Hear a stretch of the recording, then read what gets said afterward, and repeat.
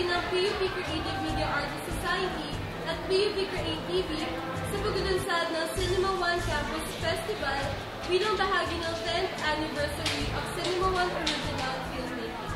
Nagtagal ng 2 araw ang nasabing event sa PUP Clara M. Recto Hall na nilahukan hindi lamang ng mga estudyante ng PUP kundi maging ng mga aktor at production staffs.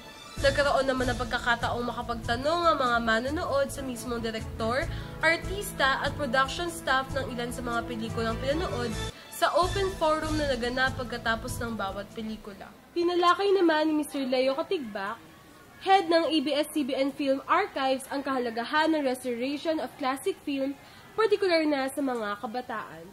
Ang isa kasing nangyayari ngayon, kaya kailangan mapanood ng kabataan yung mga restored movies, nakakalimutan na nila na once upon a time, gumagawa tayo ng mga pelikula na ang kalibre kaya mong ihanay doon sa kalibre na ginagawa ng mga well-known international directors. So, di ba lagi natin sinasabi, gusto natin makapasok sa Oscar Awards at saka sa iba't ibang competition.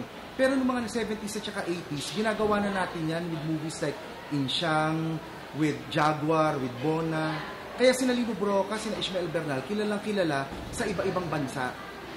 Dahil doon sa mga kalibre ng mga pelikulang ginawa nila noong 70s at saka noong 80s. Eh pag itinanong mo ang mga kabataan ngayon, karamihan ni hindi na kilala, lalo na pag pumanaw na yung direktor, ni hindi na sila kilala. Kaya importante lang na ipaalala ulit, isariwa ulit sa kanila na once upon a time, we were capable of doing these very, very great movies and we're still capable of doing that. Plus the fact that it's really good content and you want to make the content available to everybody.